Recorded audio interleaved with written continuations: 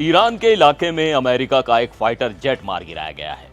अमेरिकी सेना अपने लापता पायलट को खोजने के लिए समय और ईरान की सेना दोनों के साथ रेस लगा रही है।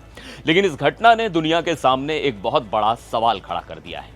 सवाल ये कि जब कोई फाइटर पायलट 800 किलोमीटर प्रति घंटे की रफ्तार से हवा में उड़ रहा हो और उसके सिर से महज 15 फीट की दूरी पर अचानक एक मिसाइल फट जाए, तो ऐसी खौफनाक स्थिति में उसकी जान कैसे बचती है? दुश्मन के इलाके में गिरने के बाद एक फाइटर पायलट खुद को कैसे छुपाता है, सरवाइव करता है और भारी हथियारों से लैस दुश्मन के बीच उसे रेस्क्यू कैसे किया जाता है? नमस्कार, मैं हूं सिद्धार्थ प्रकाश। यह पूरा मामला किसी हॉलीवुड एक्शन फिल्म की कहानी जैसा लगता है, लेकिन यह एक सच्चाई है जिससे हर कॉम्बैट पायलट को गुजरना पड़ सकता है।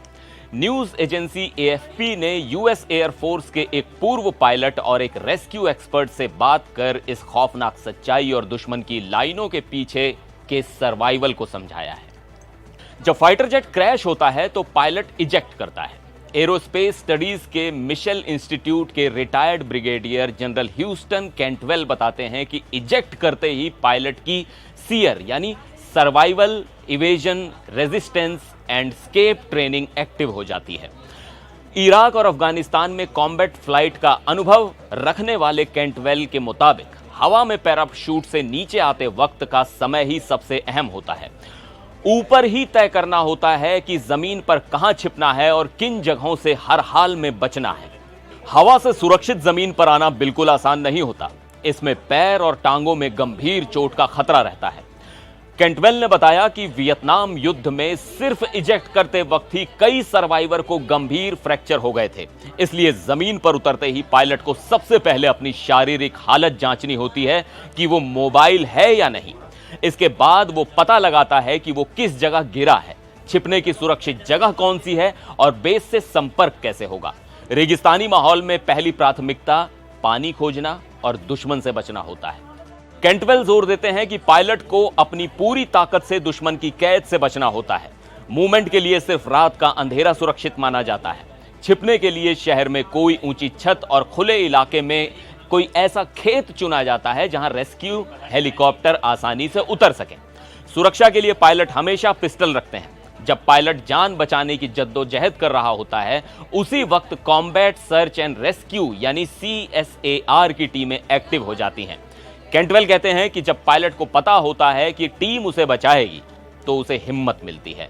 लेकिन टीम सुसाइड मिशन पर नहीं जाती, इसलिए क्रू मेंबर को खुद भी रेस्क्यू के चांस बढ़ाने होते हैं।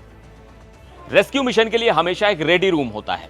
ब्लैक हॉक टाउन हादसे में अहम रोल निभाने वाले retired para rescue jumper Scott Fales ने बताया कि हमेशा एक CSAR प्लान तैयार रहता है। विमान के दुश्मन के इलाके में जाते ही ये टीमें स्टैंड बाय पर आ जाती हैं।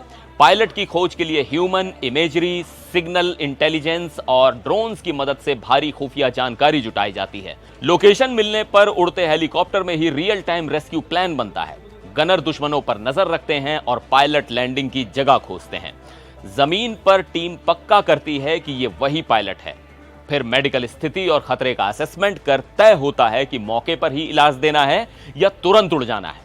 ईरान में लापता सैनिक के लिए फेल्स को उम्मीद है कि कोई मददगार उसे छुपा रहा होगा या वो बचकर निकल रहा होगा। तो क्या आपको लगता है कि ईरान में लापता अमेरिकी फाइटर पायलट को सही सलामत रेस्क्यू कर लिया जाएगा? अपने जवाब कमेंट बॉक्स में जरूर लिखिएगा। फिर मिलेंगे एक और वीडियो में। आप देखते रहिए NDTV इंडिया।